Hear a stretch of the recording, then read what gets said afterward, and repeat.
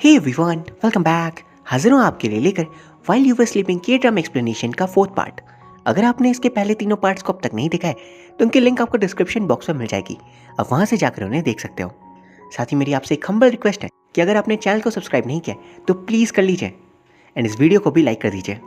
तो चलिए बिना देरी के बढ़ते हैं इसके एक्सप्लेनेशन की ओर। तो पार्ट 4 की शुरुआत में हम देखते हैं कि जीजे एंड होंगजू दोनों बीच पे बैठे हैं और आपस में वो बात कर रहे थे। होंगजू सोच रही थी जिस एम्प्लॉय को हमने बचाया था क्या वो अभी भी जिंदा होंगे। जीचेन उससे कहता है मुझे ये तो नहीं पता कि वो कहाँ पर है और अब वो कैसे दिखते हैं, लेकिन हाँ अब भी वो जिंदा है। अब नेक्स्ट सीन में एक आदमी को देखते हैं जो एक रेस्टोरेंट में आता है और लोगों के मोबाइल चुराता है। इस आदमी का नाम था मॉरिस। वहीं दूसरी तरफ हमें सैम को दिखाया जाता है। सैम को इसका एक फ्रेंड बताता है कि मेरे फादर को झूठे केस में फंसाया गया था। वो कोई क्रिमिनल नहीं थे, पर तभी उन्हें जेल भेजा गया जहाँ उन्होंने सुसाइड कर लिया। और जिस प्रोसिक्यूटर ने ये सब कुछ किया था उसका नाम है माइक एंड माइक भी एक बहुत ही बड़ा लॉयर है। अब नेक्स्ट सीन में माइक जी चैन के चीफ मिस्टर चोई से बात कर रहा होता है। वो उन्हें अपने साथ काम करने का ऑफर देता है, लेकिन मिस्टर चोई मना कर देते हैं क्योंकि वो उसके साथ काम करना नहीं चाहते थे। वो बहुत ज़्यादा ईमानदार थे।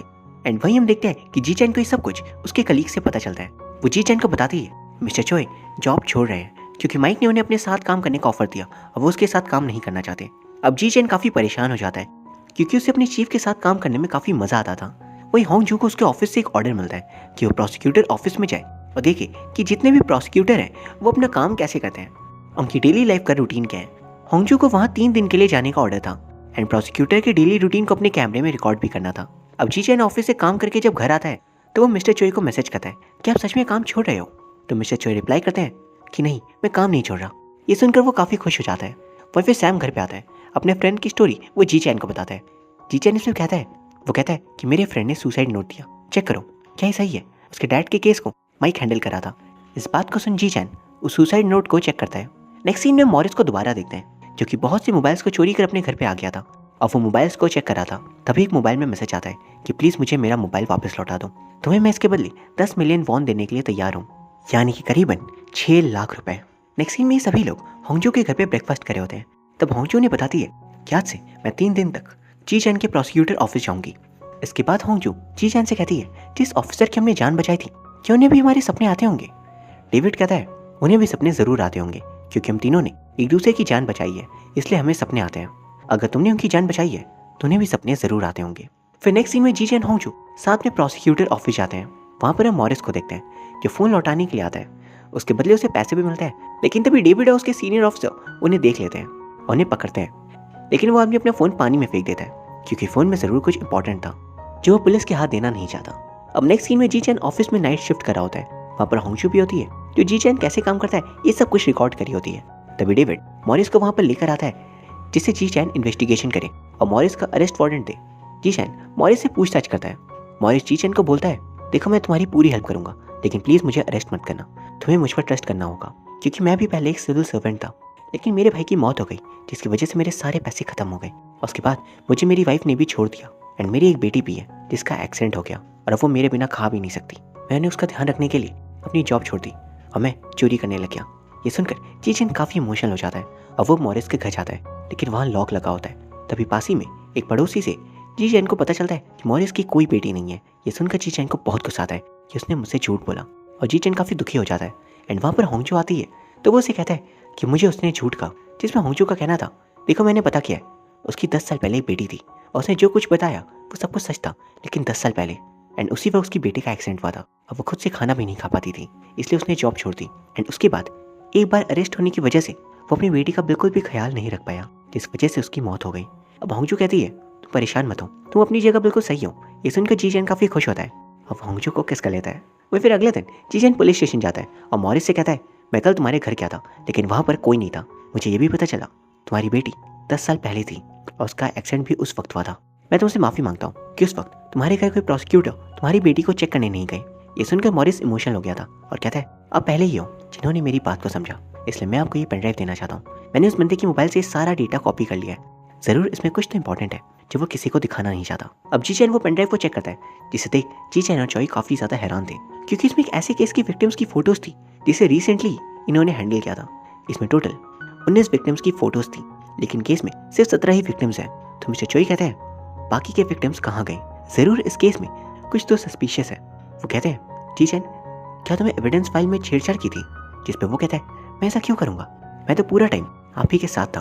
अब अगले सीन में होंजू उस बंदे के घर जाती है जिसने सारा डेटा अपने मोबाइल में सेव किया था, लेकिन वहाँ पर कोई नहीं होता। जब होंजू वहाँ आती है तो जीचैन वहाँ पर पहले से आया हुआ था। वो उसे कहता है, जब हमारे हाथ वो पेनड्राइव लगी तो उसे किसी ने मार दिया और अब वो जिंदा नहीं है।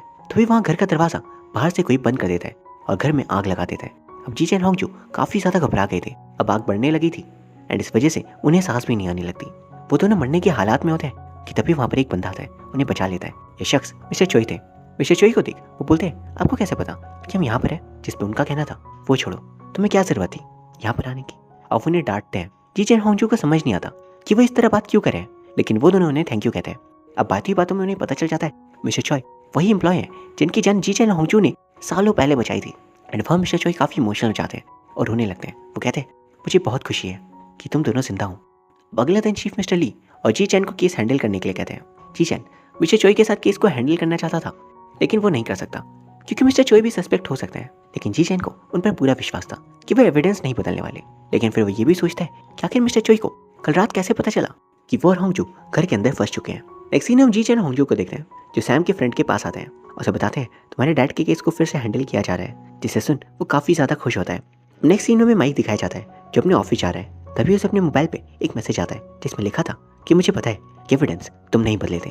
ये देख वो काफी ज्यादा डर गया था। अब वो अपने ऑफिस आता है तो उसकी कलीग उसे बताती है कि आपसे मिलने कोई ऑफिस से आया हुआ है। ये सुनकर उसे लगता है जिसने उसे मैसेज किया ये वही है। लेकिन जब वो अपने कैबिन में जाता है तो वहाँ पर होंजू ऑलरेडी मौजूद थी। होंजू माइक से जिस तरह से बात करी थी, इससे माइक को लगता है होंजू वही है जिसने उसे मैसेज किया था। माइक को ये भी लगता है कि होंजू को पता है कि एविडेंस को माइक नहीं बदला है। नेक्स्ट सीन में मिस्टर चोई, जीचैन और मिस्टर ली को देखते हैं। मिस्टर ली सोचते हैं कि एविडेंस किसने बदले होंगे, मिस्टर चोई ने या फिर माइक ने। लेकिन जीचैन का शक माइक पे होता है क्योंकि 13 साल पहले जब वो उसे ट्यूशन पढ़ाता था तो उसने उसके रिजल्ट्स में मार्क्स को बदल दिया था। तो शायद अभी उसी ने इस एविडेंस को बदला होगा।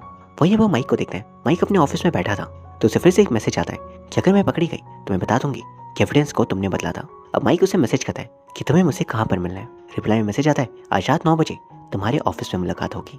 वही नेक्स्ट सीन में जीचैन अपने चीफ मिस्टर चोई से पूछा था, आपको कैसे पता चला कि मैं और होंजू उस घर में फंसे हुए थे। जिसमें मिस्टर चोई का कहना था, मैं तुम्हें समझा नहीं सकता कि मुझे कैसे पता चला, लेकिन हाँ मुझे पता चल गया था कि तुम मुसीबत में हो। इस बात को सुन जीचैन को कुछ समझ नहीं आता। अब जीचैन केस पे इन्वेस्टिगेशन करता है। काफी इन्वेस्टिगेशन करने के बाद उसे पता चलता है जिसने उस घर पे आग लगाई थी वो एक लेडी थी। अब नेक्स्ट सीन में माइक से मिलने वो लेडी आती है। उसका नाम था किम सूजी और ये वही लेडी होती है जिसने कल रात घर में भी आग लगाई थी। अब वो माइक से कहती है कि तुमने सारे एविडेंस बदले थे, मैंने 20 लोगों को मारा था। तुम्हारे एविडेंस बदलने की वजह से मैं अपनी जिंदगी मजे से जी रही हूँ और मुझे अरेस्ट नहीं किया गया, इसलिए मैं तुम्हें थैंक यू बोलना चाहती हूँ। अब नेक्स्ट सीन में होंजू को हम देखते हैं जो कि अपनी कलीग्स और चीफ से केस के बारे में बात कर रही थी। काफी इन्वेस्टिगेशन के बाद उन्हें पता चल जाता है जिसने भी सब कुछ किया है उसके पीछे एक लेडी है जिसका नाम है किम सूजी। उन्हें आगे के इन्वेस्टिगेशन से पता चलता है कि किम सूजी भी हॉस्पिटल में एडमिट थी जहाँ पर 11 विक्टिम्स थे एंड हॉस्पिटल के उस रूम में उसे रखा गया था जहाँ पर बाकी के 8 विक्टिम्स को रखा गया था।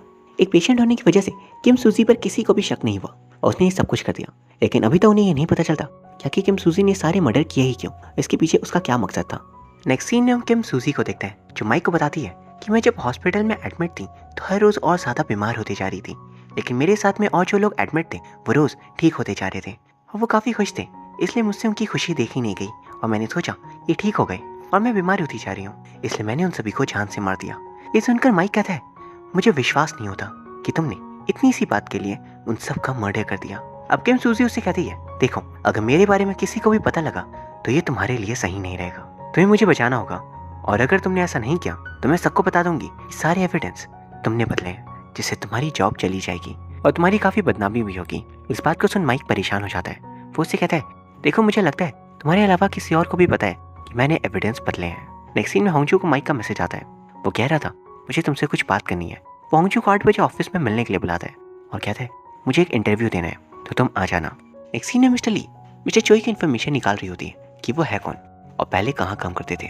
जब जीचैन ये देखता है तो उसे पता चलता है कि मिस्टर चोई पहले एक पुलिस अफसर थे और जीचैन को यहाँ एंड वो वही पुलिस अफसर है जो उसके डैड के साथ काम किया करते थे। ये देख जीचैन काफी खुश होता है और वो मिस्टर चोई के पास आता है, लेकिन वहाँ उसे पता चलता है कि मिस्टर चोई ने अपनी जॉब छोड़ दी है। उसकी कलीग उसे बताती है, मिस्टर चोई ने आपके लिए एक लेटर छोड़ा है। उस लेटर में लिखा होता है कि जीचैन तो अपना काम अच्छी तरह करना, मैं जानता हूँ कि मैंने कोई एविडेंस नहीं बदला और तुम्हें भी मुझ पर पूरा विश्वास होगा और जहाँ तक मुझे पता है माइक भी तुम्हें ऐसा ही कहेगा, लेकिन मैं खुद को राइट प्रूफ अपने तरीके से करूँगा और तुम मेरी टेंशन मत लेना। तुम अपना काम मेहनत और ईमानदारी से करो। तुमने मेरे लिए जो किया है उसके लिए मैं तुम्हें दिल से थैंक यू बोलना चाहता हूँ। ये देख के जीचेन दुखी हो जाता है। वो मिस्टर चोई को फ़ोन करता है, लेकिन मिस्टर चोई फ़ोन नहीं उठाते। नेक्स्ट सीन में होंगजू माइक से मिलने जाती है, क्योंकि माइक ने उसे इंटरव्यू देने के लिए बोला था। अब माइक होंगजू को कॉफ़ी ऑफर करता है। कॉफ़ी में उसने कुछ मिला दिया था। अब होंगजू जब इसे पीती है तो वो वहीं पर बेहोश हो जाती है। माइक ने ये सब कुछ इसलिए किया था क्योंकि उसे लगता है होंगजू को सब कुछ पता चल चुका है और उसे ये भी पता है कि एविडेंस उसने बदले थे, इसलिए उसने उसे मारने के लिए ही बेहोश किया था। अब वहाँ पर छुपी किम सूजी निकल कर बाहर आती है। ये सब सीन जीचेन अपने सपने में देख रहा था और वो काफ़ी घबरा जाता है। वो उठ के होंगजू को कॉल करता है। काफ़ी बार ट्राई करने के बाद भी होंगजू जीचेन का कॉल पिकअप नहीं करती। जीचेन काफ़ी घबरा गया था, एंड क्योंकि जीचेन का घर माइक के ऑफिस से बहुत ही ज़्यादा दूर था, इसलिए वो डेविड को कॉल करता है और उसे जल्द से जल्द होंगजू के पास पहुंचने के लिए कहता है। नेक्स्ट सीन हम देखते हैं माइक और किम सूजी होंगजू को ऑफिस के टेरेस पर लेकर आ गए हैं और किम सूजी होंगजू को एक इंजेक्शन देती है जिसमें पॉइजन था, जिससे कि होंगजू मारी जाए। तभी हम देखते हैं कि डेविड भी ऑफिस के टेरेस पर होंगजू को ढूंढते हुए पहुंच गया था, लेकिन उससे पहले ही माइक अपना प्लान एग्जीक्यूट कर चुका होता है। उसका प्लान दरअसल ये था कि वो सबसे पहले किम सूजी को बिल्डिंग से गिराकर मार देगा और वो खुद बेहोशी की गोली खा लेगा, जिससे जब पुलिस आए तो उन्हें माइक पे शक न हो। जब पुलिस माइक से पूछताछ करे तो वो बोल देगा कि होंगजू उसका इंटरव्यू लेने आई थी। तभी किम सूजी ने आके हम दोनों को मारने की कोशिश की और वो बिल्कुल इसी तरह से अपना प्लान एग्जीक्यूट करता है।